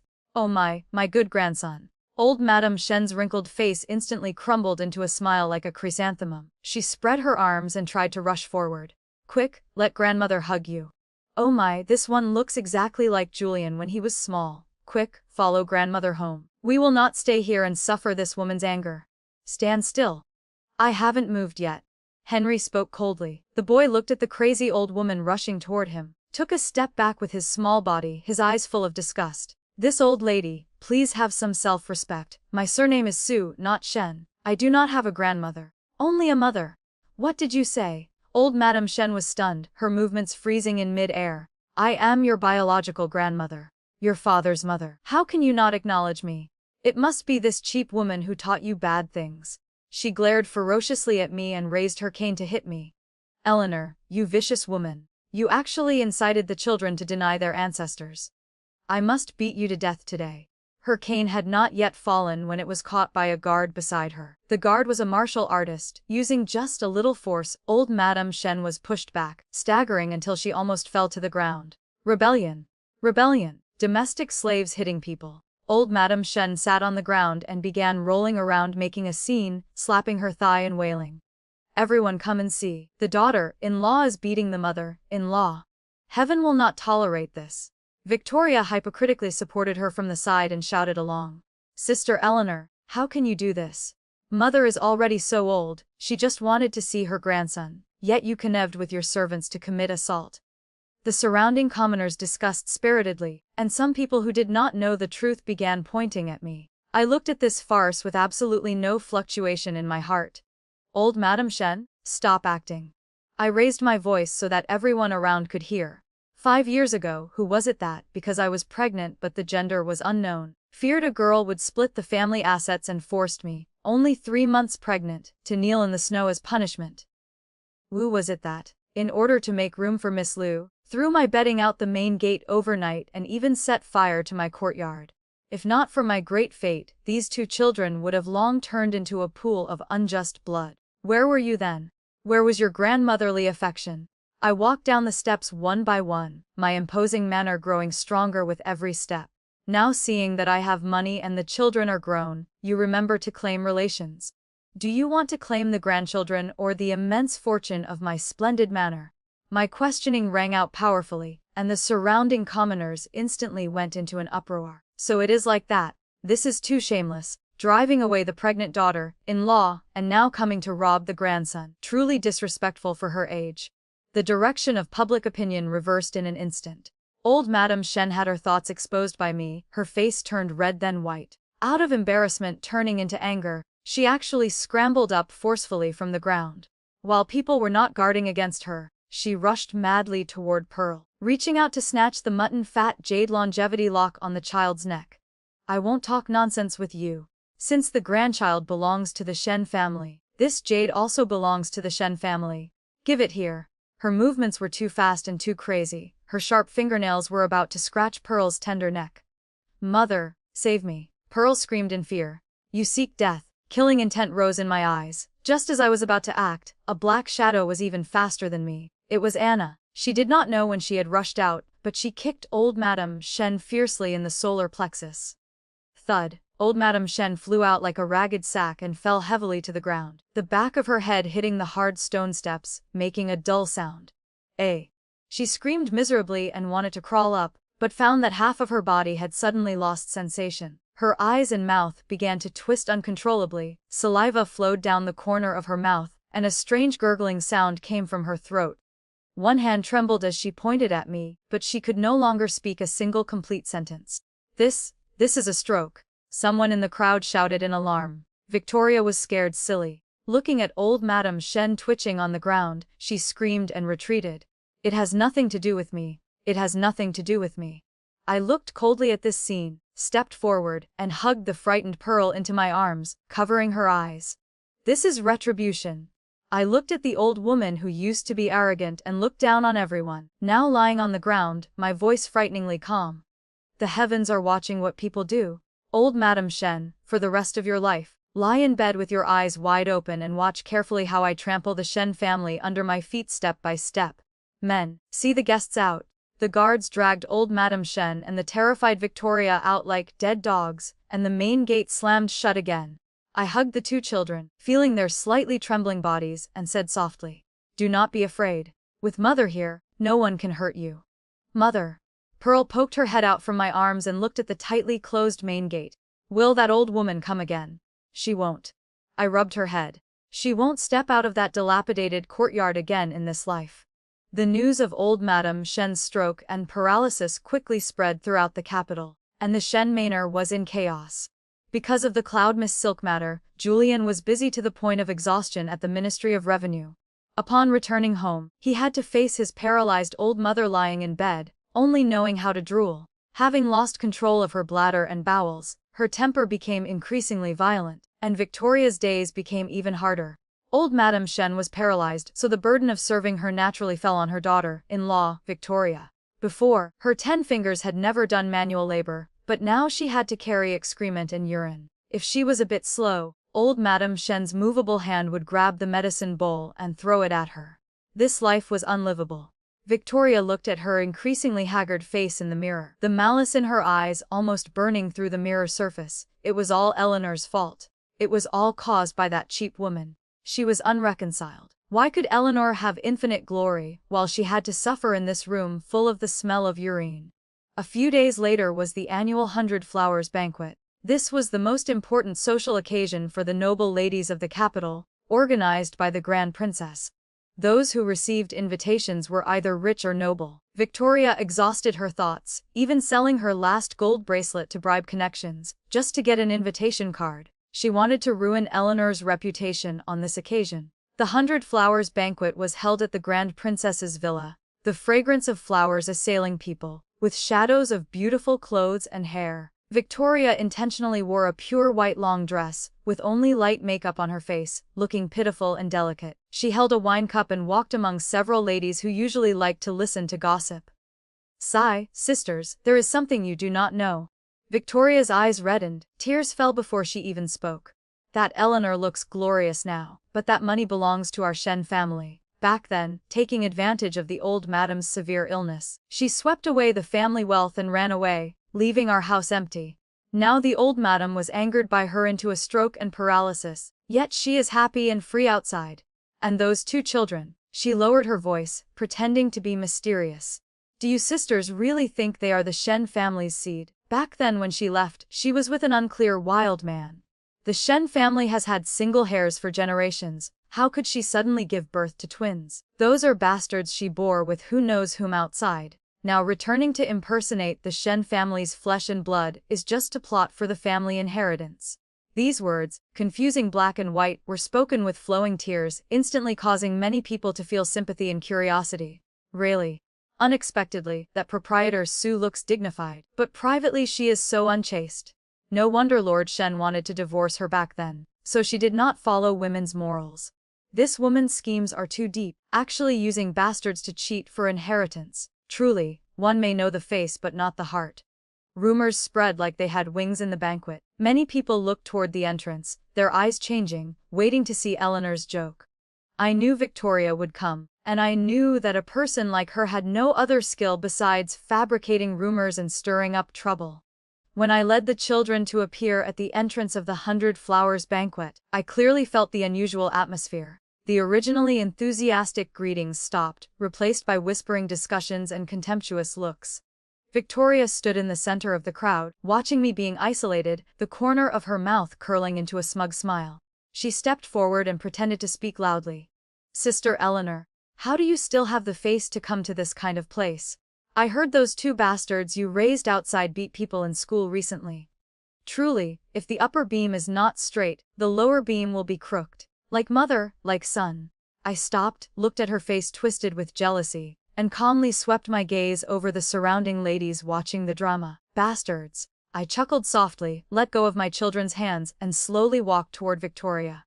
"Miss Lu speaks very well. Since you care about the children's bloodline so much, then let us make things clear today right in front of the Grand Princess and all the ladies. I took out a pitch black iron token from my sleeve and held it up unremarkably. Everyone, please look. This is the Shen family's ancestral heirloom token, and also the key to the Shen clan genealogy. Back then, Julian personally gave it to me, saying seeing the token is like seeing the head of the household. If these two children are not the Shen family's seed, why is this token in my hands? Victoria's face changed. You stole that. I sneered. That tattered house of the Shen family, even mice enter with tears in their eyes. What is worth stealing for me? Moreover, I turned to look at the group of noble ladies who were pointing at me just now. Duchess Dingu, are you satisfied with the 100 birds facing the phoenix brocade you ordered from me last time? Duchess Dingu was stunned and instinctively nodded in satisfaction. The material was excellent. Minister's wife, for your son's full month celebration, that solid gold longevity lock was personally designed by me. The minister's wife also nodded. Since you all use my Sue's Splendid Silks products and enjoy the convenience I, Eleanor, bring, why would you rather believe the nonsense of a resentful woman? An abandoned woman who was rejected by her husband's family due to jealousy.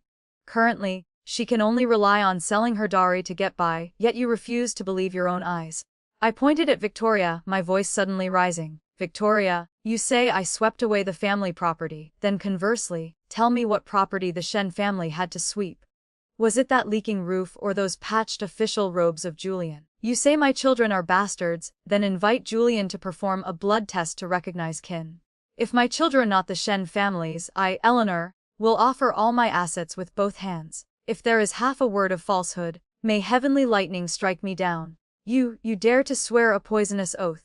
Victoria panic. What do I not dare her? On the contrary, it is you, Victoria. As the Prime Minister's daughter, you knew no shame and seduced someone else's husband first, and now you fabricate rumors to ruin someone's innocence. Is a person like you worthy of standing at this 100 flowers banquet? At this moment, the Grand Princess, who had been silent all along, walked out. She looked at me, her eyes full of appreciation, then turned to look at Victoria, her voice dignified. My banquet does not tolerate this kind of gossip monger who sows discord. Men, invite Miss Lu out. In the future, do not send my invitation cards to the Shen manor anymore. Grand Princess, I am wrong. Grand Princess. Victoria was sandwiched by two strong older women and dragged out like a dead dog. The surrounding ladies, swaying with the wind, excitedly surrounded me, asking after my well-being as if the coldness just now had never happened. Proprietor Sue has suffered a grievance. How can that woman's words be believed? We all believe in Proprietor Sue's character. I smiled and responded, but my heart was cold. This was the arena of fame and profit, this was human nature. Only when you are strong enough, when you hold resources and the right to speak, can black be turned into white. After the banquet ended, Victoria returned to the Shen manor crying. Before she could open her mouth to complain, what welcomed her was a fierce slap from Julian. He slapped harder than the slap I gave that day. Blood instantly flowed from the corner of Victoria's mouth. You stupid thing. Julian shook all over with anger. I told you to attend the banquet to associate with dignitaries, not to lose face. The Grand Princess kicked you out. This is great. Now the whole capital knows that the wife of Julian, is a shrew. Who will dare to associate with me in the future? Julian, I did it for you. Victoria held her face, crying in despair. For me? Julian sneered, his eyes full of disgust. If you were really for me, you should be like Eleanor, able to bring me silver and bring me a future, not go around causing trouble like a resentful woman. Looking at the man with the hideous face before her, Victoria finally understood that in Julian's heart, she could not compare to even a toe of Eleanor. And I was sitting in the carriage of Splendid Manor, listening to Anna report the movement in the Shen manor, the corner of my mouth lifting lightly. Let dogs eat dogs, pass down the order. Start closing the net. The matter of the debt Julian owes from embezzling public funds can be accidentally leaked to the censorate now. The Shen family should collapse. Late autumn in the capital, the sky was high and clouds were pale. Ever since the storm at the 100 Flowers banquet, in order to retrieve his face and also for that daydream of acknowledging the ancestors and returning to the clan, Julian began to frequently stage accidental meetings on the roads that I and the children had to pass. Today, I intentionally asked for leave for the children and took Henry and Pearl to stroll around Curio Street. This place was the largest gathering spot for antiques, calligraphy, and paintings in the capital, and also where scholars and refined gentlemen liked to gather most. Mother, the fish has taken the bait. Henry held a stick of candied hawthorn in his hand but did not eat it. He only used calm eyes identical to mine to glance at that sneaking figure at the street corner. I waved my round fan, the corners of my mouth holding a smile. This fish was very hungry. He would come as soon as he smelled the bait. Today this play depends on you two siblings. Mother, rest assured. Pearl blinked her big eyes, stuffed the half-bitten sugar cake in her hand to me, and then switched to an expression of innocent romance. She pointed not far away to an antique shop with the most magnificent storefront and shouted, "Brother, look quickly. That is Sue's Curio Pavilion. I heard there is an authentic work of the great painter of the previous dynasty, Wu Daozi, inside." This shout was crisp and had extremely strong penetrating power. Julian, hiding in the shadows, heard this and his eyes lit up. He immediately adjusted his clothes a bit and walked out, pretending to be strolling leisurely. "Oh my, isn't this Henry and Pearl?" Julian waved a folding fan, his face piled with a benevolent smile like a father, and walked quickly in front of us. "What a coincidence, father." "No. Uncle also happens to be here to look at paintings. Since we met, why don't we go together?" I looked at his clumsy acting skills and sneered in my heart, but on my face, I pretended to hesitate slightly. "Lord Shen, I fear this is not appropriate. The things in Sue's Curio Pavilion are expensive. That is a gold-swallowing cave where money flows like water. The top place in the capital. Did Lord Shen bring enough silver?" This sentence accurately stepped on Julian's fragile self-esteem. His face went stiff, and immediately after, he puffed out his chest and spoke loudly. "Eleanor, you are looking down on people. Although I, Julian, am not extremely wealthy, I still have money to buy a few toys for the children. Besides, the shopkeeper of this Curio Pavilion is an old acquaintance of mine. He still has to give me some face." "Really?" Pearl immediately blinked her big eyes, looking at him with worship. "Uncle, you are so amazing. Then I want to go in and see that big vase. Very beautiful, very beautiful." "All right, we will look at whatever you want." Julian's bones went soft from this worship. He thought that as long as he coaxed these two children, well, so they would speak well of him in front of Eleanor, he need not worry about his great plan failing. Our group walked into Sue's Curio Pavilion. This Curio Pavilion was the top shop in the capital. Inside, any random item on display had a starting price of 1,000 taels. As soon as the shopkeeper saw me, his eyes moved slightly. He was just about to bow, but I stopped him with a look. He was a shrewd person and immediately switched to an enthusiastic smile for new guests. "Oh my, guests, please come in. We just received a batch of good goods today, all fine products leaked from the palace." Julian clasped his hands behind his back, pretentiously picked up a jade thumb ring, looked at it, and critiqued. "The color is passable, just that the carving is a bit rough." Henry rolled his eyes to the whites at the side and whispered to his sister, "That is green Heichin jade, not white jade." He doesn't even recognize this, yet he pretends to be an insider. Pearl covered her mouth and laughed secretly. Then she pointed at a red coral ornament half the height of a person placed in the center of the hall and exclaimed, "Wow, this is so beautiful, red like fire. Uncle, can you buy this for Pearl? It must look very beautiful placed in the house." Julian followed her finger, and his heart skipped a beat. That was a top-quality deep sea blood coral from the snow mountains. Its color was ruddy like blood, its shape natural and uncarved. One look and you knew it was worth a fortune. "This..." Julian hesitated a bit. "What?" "Lord Shen cannot bear to part with the money." I stood at the side and spoke with a smile that was not a smile. "It is understandable. This item is precious. I fear it costs several years of Lord Shen's salary. Pearl, do not make it difficult for Lord Shen." "Let us go." "I won't." Pearl suddenly pouted, tears coming as soon as she spoke. "Other people's fathers all buy gifts for their children. Why does this uncle say he wants to be our father, yet he won't even buy a coral tree? Liar. Big liar." This crying attracted the customers in the shop to look over. Julian was someone who cared about face the most. How could he stand this? He grit his teeth, thinking that since he already owed Eleanor 500,000 taels anyway, this amount did not make much difference. First, coax the children home. By then, wouldn't these things still belong to the Shen family? "Who said I won't buy it?" Julian waved his hand and with heroic spirit to the shopkeeper. "Shopkeeper, how much is this coral tree? Wrap it up and send it to the Shen manor." The shopkeeper smiled until his eyes disappeared, the abacus in his hand clicking rapidly. "All right, this lord truly has sharp eyes. This Fortune's Peak blood coral is a unique item paid as tribute from Nanyang. Considering you love your child so much, I will knock off the odd change for you. It is a total of 88,000 taels of white silver. How much? Julian's legs went soft, and he almost couldn't stand steady. 88,000. Why don't you go rob someone? Lord Shen, this is a clearly marked price. The shopkeeper pointed to the label on the base. If you do not buy it, that is fine too. Just now the little miss said, I will buy it. Julian was roasted over the fire and could only brace himself to agree. He felt all over his body but only pulled out a few hundred tael banknotes, embarrassed to the point of sweating profusely. Shopkeeper, I went out in a hurry today and did not bring so much cash. Can I put it on credit? I am the Vice Director of the Ministry of Revenue. Julian. The shopkeeper looked at me with some difficulty. I nodded gently. The shopkeeper immediately understood and smiled. Since it is Lord Shen, naturally it is possible. However, our shop has a rule that large credits must have a written document and a guarantor. Proprietor Su happens to be here. Why not invite Proprietor Su to be the guarantor? Julian looked at me for help. Einer. I sighed, looking like I had no way to deal with him. Fine, for the sake of the child liking it. However, Julian, you must write this paper clearly.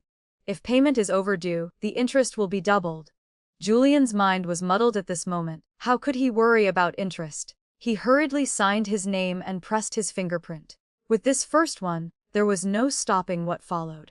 Henry took a fancy to a Duangxi inkstone worth 10,000 taels. Pearl took a fancy to a set of kingfisher feather jewelry worth 20,000 taels. Julian was like he was under a spell, losing himself in the children's sweet calls of good father and most generous father. He signed one IOU after another, his hands trembling, but his heart was still dreaming a beautiful dream. As long as the children accepted him, Eleanor's monstrous wealth would sooner or later be his. What did this little bit of money count for? By the time he walked out the door, Julian was clutching a thick stack of IOUs in his hand, the cold sweat on his back dried by the wind. A total of 230,000 taels. Henry, Pearl, are you happy today? Julian squatted down, looking fawningly at the two children. Henry and Pearl looked at each other. The worship on their faces instantly disappeared, replaced by an indifference exceeding their age. Happy is happy. Henry played with the priceless Duangxi inkstone in his hand and said lightly. However, Lord Shen, you bought the things voluntarily, and you signed the papers yourself, but we will not agree to call you father for a lifetime. After all, to be our father, the entry fee is not just this little bit. What? What do you mean?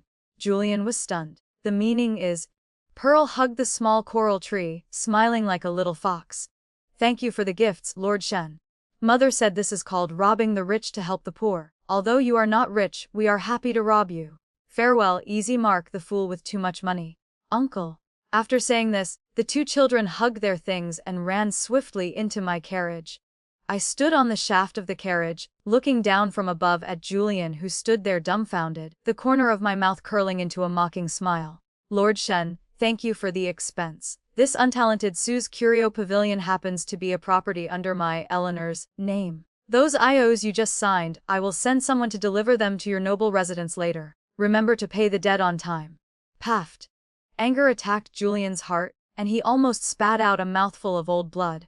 It turned out that he spent several 100,000 taels, not only failing to please the children, but the money circled around and returned to Eleanor's pocket, while he himself shouldered a huge debt. Eleanor, you people set a trap. I want to sue you. Julian roared out of shame and anger. Go ahead. I lowered the carriage curtain. A calm voice came from inside the carriage. Black ink on white paper. Does Lord Shen want to renege on the debt? Do not forget that your ancestral home is still mortgaged in my hands. Adding these 230,000 taels, Lord Shen, I fear that residence of yours no longer bears the surname Shen. The carriage drove away, leaving dust behind, leaving only Julian alone messing in the wind, clutching that stack of IOUs in his hand like he was clutching his own life, demanding talismans. Julian went crazy. The debt of more than 1.7 million taels owed to me was like a big mountain pressing him until he could not breathe. The hole in the Ministry of Revenue had not been filled yet, and the ancestral home was about to be lost. If news of his mounting debts leaked out at this time, his official career would be completely finished. A desperate dog jumps over the wall. In despair, Julian thought of Prime Minister Liu. He knelt in the study of the Prime Minister's estate, crying miserably, pushing everything onto me, saying he was framed by my scheme. Prime Minister Liu was an old fox, Although he looked down on this son-in-law Julian, Victoria had married him after all. They shared honor and disgrace. Useless thing. Prime Minister Liu kicked Julian away. You can't even handle this little matter. Alright, what are you mourning for? There happens to be an opportunity right before your eyes. Prime Minister Liu narrowed his eyes and stroked his beard. News just came from the south. This year, maritime transport is obstructed, and green salt is scarce on the market. The court is preparing to release a batch of salt permits. This old man happens to have a quota in hand. If you can gather a sum of money to hoard a batch of green salt and resell it, let alone 1 million taels, even 5 million taels is possible. Julian's eyes instantly lit up, like he had caught a life-saving straw. Really, if father-in-law is willing to help me, helping you is helping Victoria. Prime Minister Liu snorted coldly. But you must think of a way to get the capital yourself. It requires at least 500,000 taels. 500,000 taels. Julian was troubled. Where would he have money left? But he thought of the funds in the Ministry of Revenue Treasury that had just been poured down to prepare for repairing the imperial mausoleum, which happened to be 500,000 taels. Just borrow it temporarily for half a month. As soon as the green salt is sold, not only can I fill the hole, but I can also make a huge profit. By then, I will pay off the debt to Eleanor, and the ancestral home will be saved. Once greed is born, it grows crazily like weeds. Julian acted. He used his position to forge account books, and withdrew the 500,000 taels for the mausoleum repair overnight, handing it all to Prime Minister Liu to buy green salt. He thought he had done it seamlessly without a single loophole, but he did not know that the so-called obstruction of maritime transport was nothing more than me ordering my fleet to stop at sea for a few extra days, throwing out a smoke bomb. And the salt merchant responsible for connecting with Prime Minister Liu was actually the grand shopkeeper of my Sue's splendid silks. At this moment, in the study of the splendid manor, I looked at the secret report in my hand, the corner of my mouth curling into a cruel smile. Miss, Julian took the bait. Those 500,000 taels for the mausoleum repair have all been exchanged for crude salt in our warehouse. The contract signed is a dead deal. Absolutely no returns, a shopkeeper reported respectfully. Good, I tapped the table lightly. Since he has entered the game, then close the net. Pass down the order. Tomorrow morning, our fleet will break the blockade and return to port. All salt shops under the Su family name will lower the price of green salt by 50%, using this to celebrate my son's birthday. Yes. Early the next morning, Julian was still dreaming of getting rich when he was awakened by a burst of urgent knocking on the door. Master, it is bad. Something big has happened. Julian draped a coat over his shoulders and rushed out, grabbing the steward by the collar. Why panic? Did the price of green salt go up? The steward looked like he was attending a funeral. No, it didn't go up, the price fell miserably. Early this morning, Sue's splendid silks fleet returned, bringing back green salt piled up like mountains. Proprietor Su announced that to celebrate the young master's birthday, green salt is being sold at half price. No salt fills the streets and is cheaper than sand. The batch of salt we hoarded is stuck in our hands. What? Julian only felt his vision go dark, the world spinning, half price. Then wouldn't his 500,000 taels instantly shrink to 250,000? Not counting the interest and the money for bribes, this time he had lost both the wife and the army. But this was not yet the deadliest matter. The deadliest matter was the 500,000 taels for the mausoleum repair. Quick, go find my father-in-law. Tell him to return the salt and get the money back. Julian rushed out like a madman.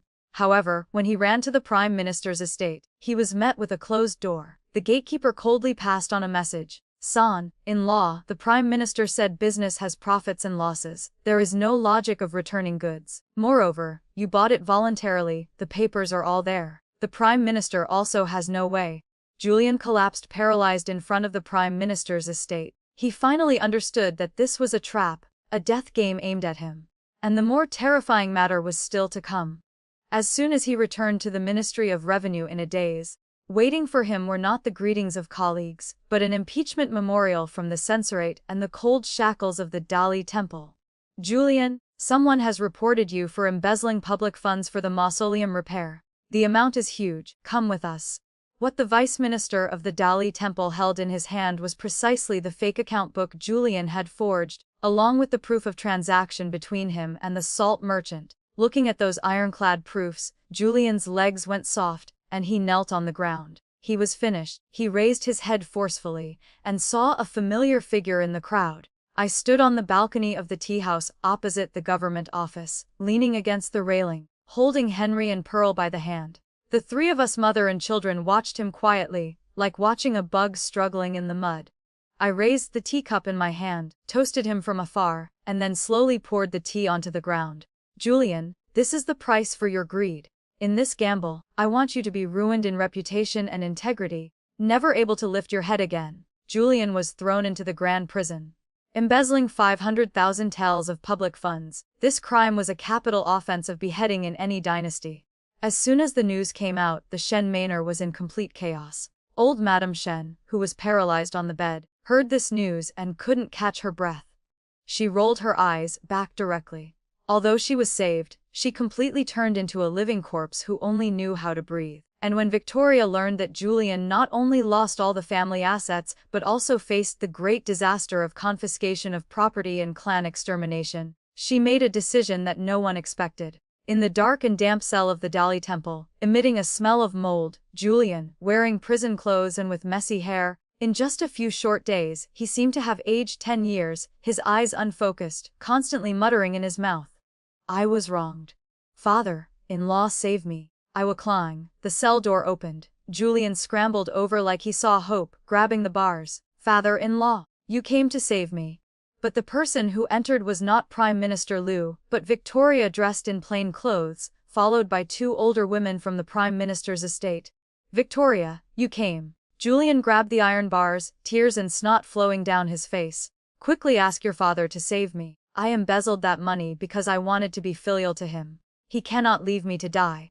Victoria stood outside the cell door, covering her nose and mouth with a handkerchief, a disgust as if Julian was something extremely dirty. Julian, stop dreaming. Victoria's voice was cold as ice. Father said you embezzled public funds because of your own greedy nature. What does it have to do with the Prime Minister's estate? You want to splash dirty water on the Prime Minister's estate. That is delusional. What? Julian stared wide-eyed in disbelief. In the beginning, it was clearly he who told me.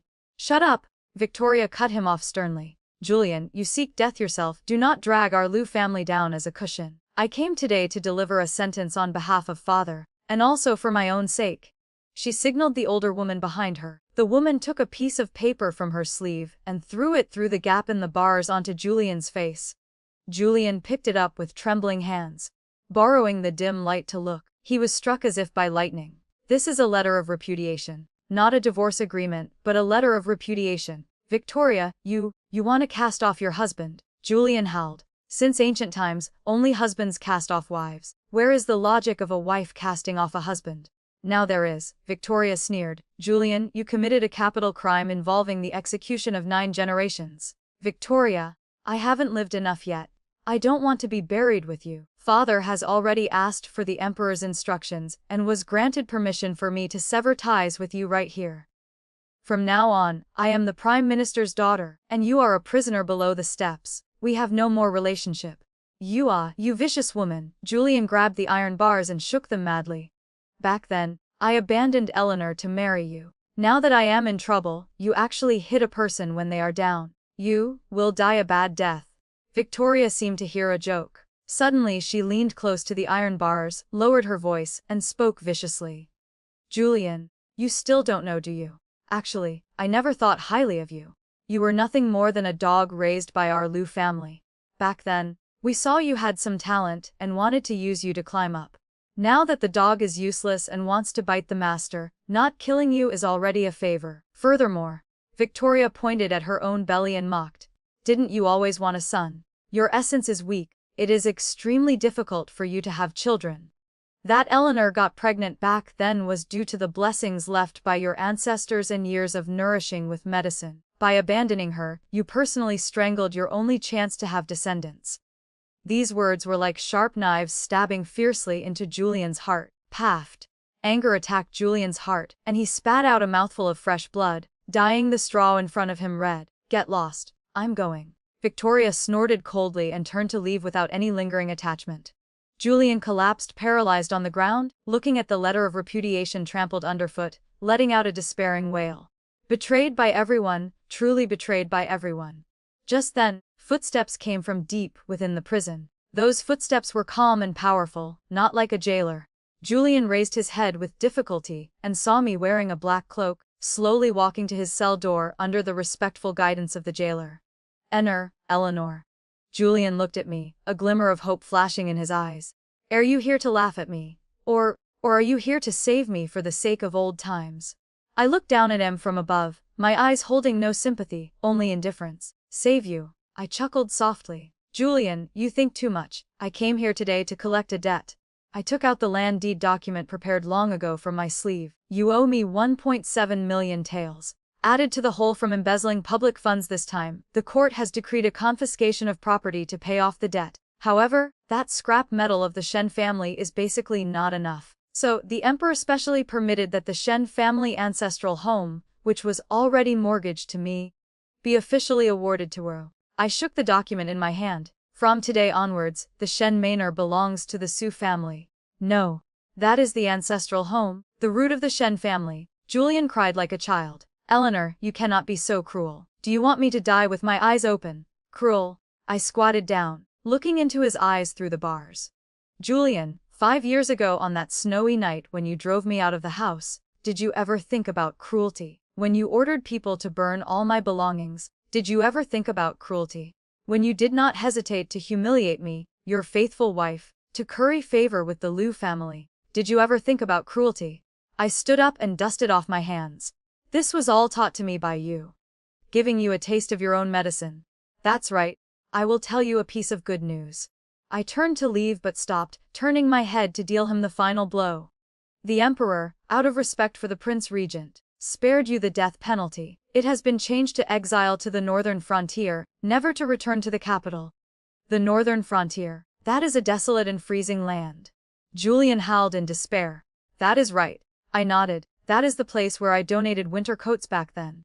When you get there, you can see exactly how I used the merchant methods you looked down on to save thousands of commoners there. And you will atone for the sins of your entire life in that place." Having said that, I tightened my cloak and walked out of the prison without looking back. Behind me came Julian's heart-rending cries echoing in the empty cell. The rain stopped and a streak of silvery white appeared on the horizon. The Shen family had collapsed, the Liu family had retreated, and my Eleanor's path had just widened. Ladies and gentlemen, the story of Eleanor's ups and downs has closed, but the echoes it leaves behind are not just gloating over the end of an ungrateful person, but hard-earned lessons about life and how to live.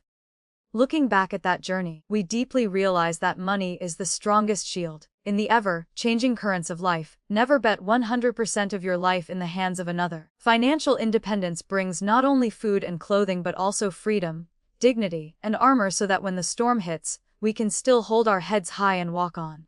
In relationships, love with all your might, but also know how to cut ties decisively. When the other party has had a change of heart or revealed a terrible nature, clinging on or making a scene only demeans us. Learn to let go decisively like Eleanor. Keep that last bit of energy not for hatred, but to get rich, to live more brilliantly. The sweetest revenge is to let them look up at us, happy and successful, at a height they can never reach. To do that, remember that knowledge is pure gold. Do not just look at immediate benefits. Those with knowledge who diligently understand the times will see opportunities within risks. Just like how Eleanor saw a mountain of gold in the desolate reed marsh that the world ridiculed.